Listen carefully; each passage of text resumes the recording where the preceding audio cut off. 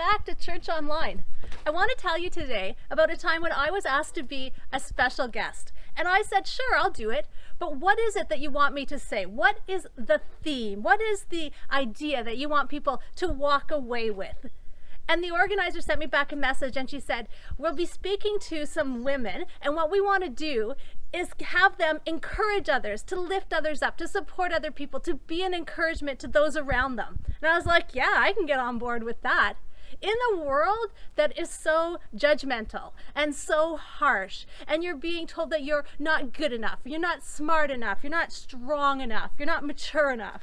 These are words that are part of everyday life for a lot of people. You're too young, you're too old, you're too fat, you're too skinny. People are surrounded by unrealistic expectations, and it is really refreshing to know that there are people out there that just want to encourage and support others. When we talk about encouraging other people and building other people up, it's not just something that we do because it's a nice thing to do. The Bible actually tells us that this is something we should be doing. In 1 Thessalonians 5:11, it says, therefore, let us encourage one another and build each other up, just as in fact you are doing. Now, anytime that a sentence starts with therefore, it's because before the therefore, there was some really important stuff. And before these Bible verses tell us to encourage and build each other up, it first talks about all the things that God has done for us, that He loves us and that He forgives us through Jesus, and that if you're a follower of Christ, then you have this hope inside you that not everybody has. And therefore, let us encourage one another and build each other up. And then the verse goes on to say, just as in fact you are doing.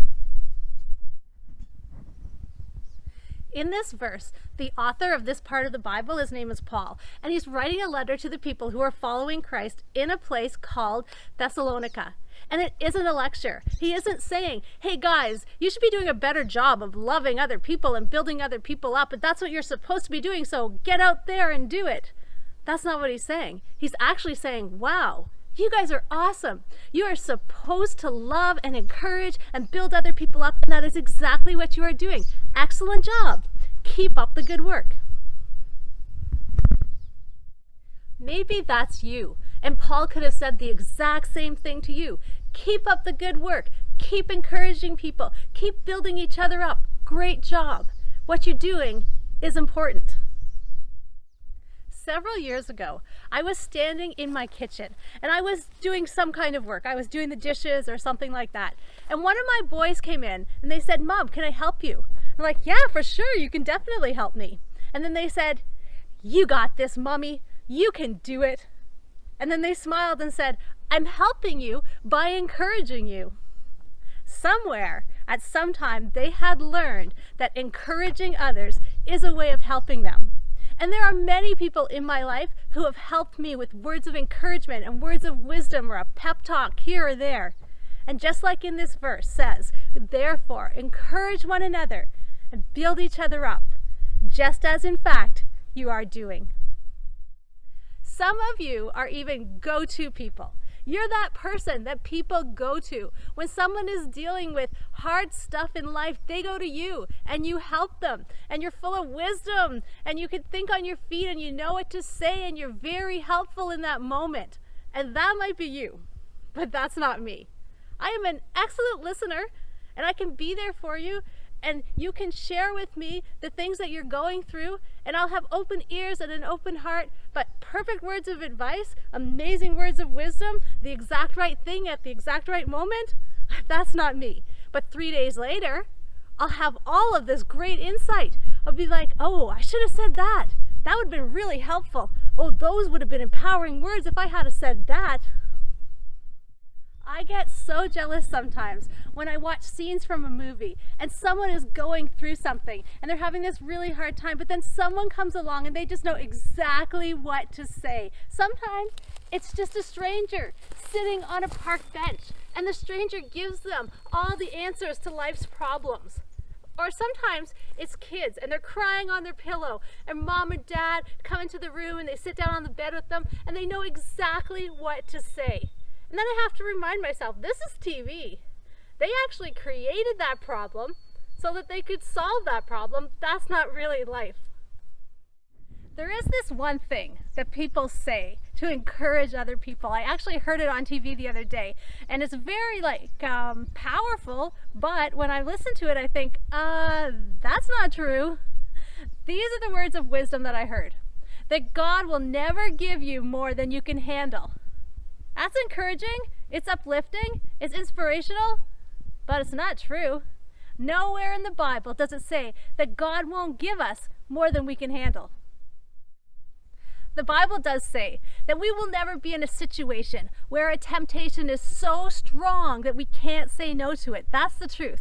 The Bible says you'll never be tempted beyond what you can bear. It says no temptation has seized you except what is common to man, and God is faithful. He will not let you be tempted beyond what you can bear. But we're not talking about temptation. We're talking about life situations. And if someone says that God will never lead you into something that is too big for you to handle on your own, well, that sounds good, doesn't it? We want to believe this. And the world tries to teach us that we don't need anybody else, that we've got this on our own. It's all about self-help, self-empowerment, self-fulfillment. Let's be honest. There are times in our life when we need help, where we can't handle things on our own, and that's okay. It's okay to say, God, I need your help.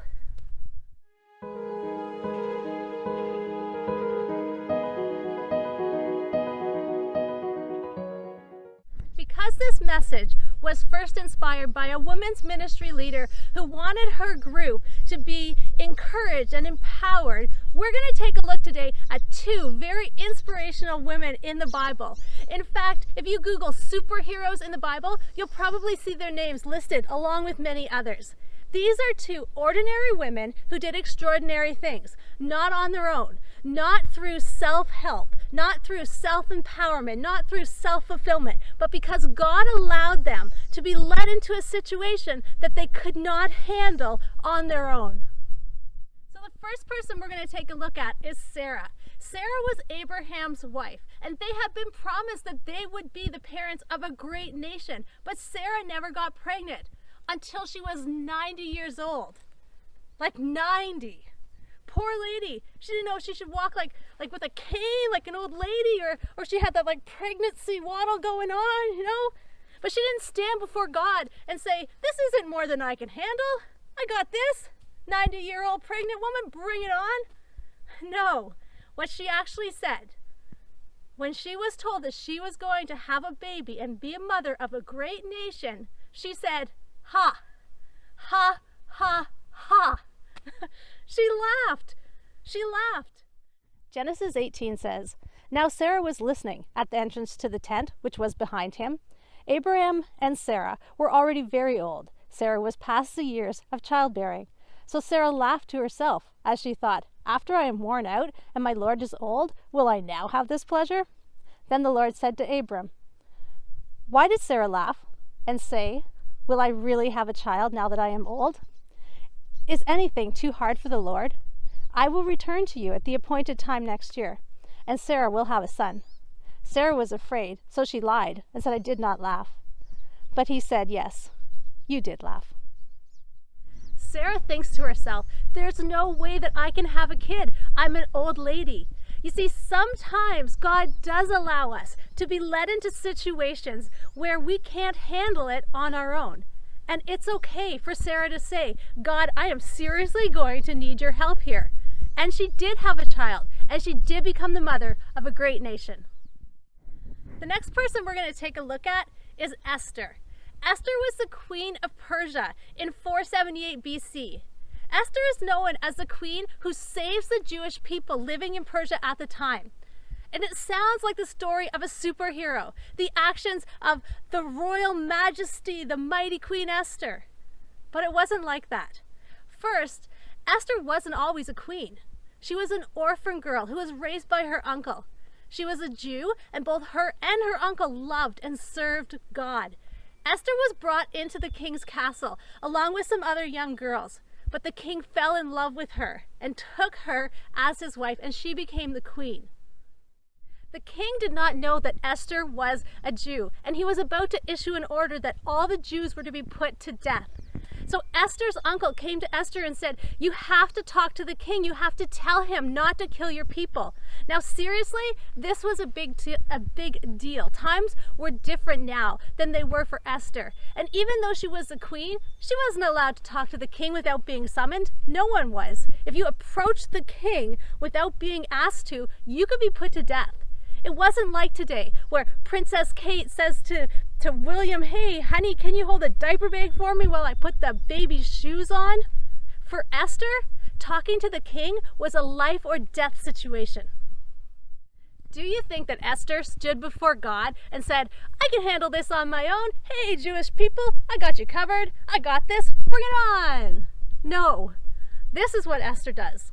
In the book of Esther, in chapter 4, it says, Esther sent back her answer to Mordecai. Go and get all of the Jews living in Susa today and fast for me. Don't eat or drink for 3 days, either day or night, and I and my maids will fast with you. If you will do this, I will go to the king, even though it's forbidden. If I die, I die. Esther did not try to do this on her own. She got a hold of her uncle and she said, let's get all the people of God to pray for me. Everyone fast and pray. I need God's help. I cannot handle this on my own. Esther did approach the king and the Jewish people were saved. God allowed Esther to be in a situation that was more than she could handle. But she turns to him for help and he helps her. And that was the plan all along.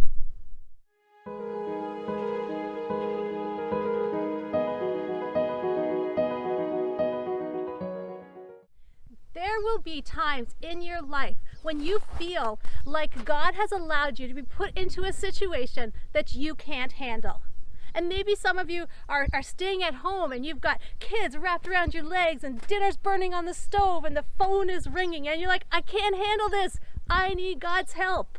That's okay. And maybe you're working, you've got bills to pay and projects are due and people are relying on you.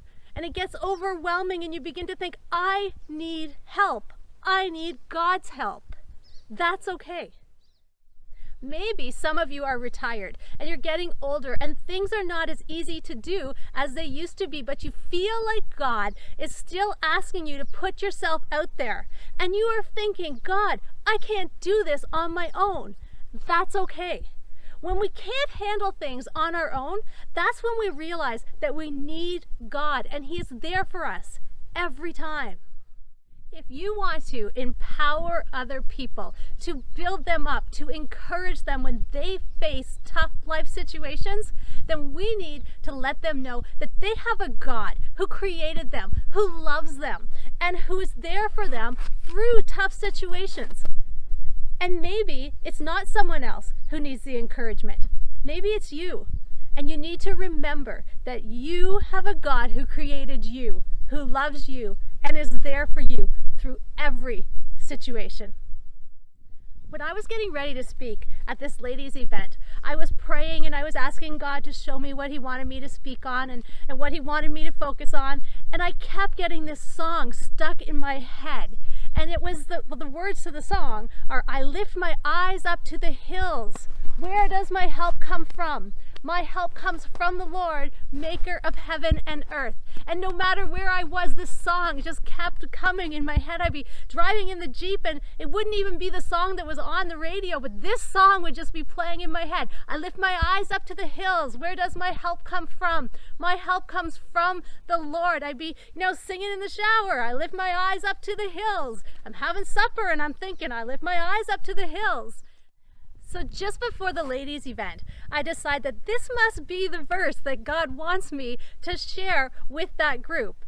And then I get a paper, like a brochure from the person who is doing the event. And right across the bottom of it, there's a Bible verse. It's a Bible verse written by King David. And it's found in Psalms 101 verse 1. And it goes like this. I lift my eyes up to the hills. Where does my help come from? My help comes from the Lord, maker of heaven and earth. Listen, we are going to have some situations in life that we cannot handle on our own. But we are not on our own. Ask God for help. God created you, He loves you, and He is there to help you through any situation.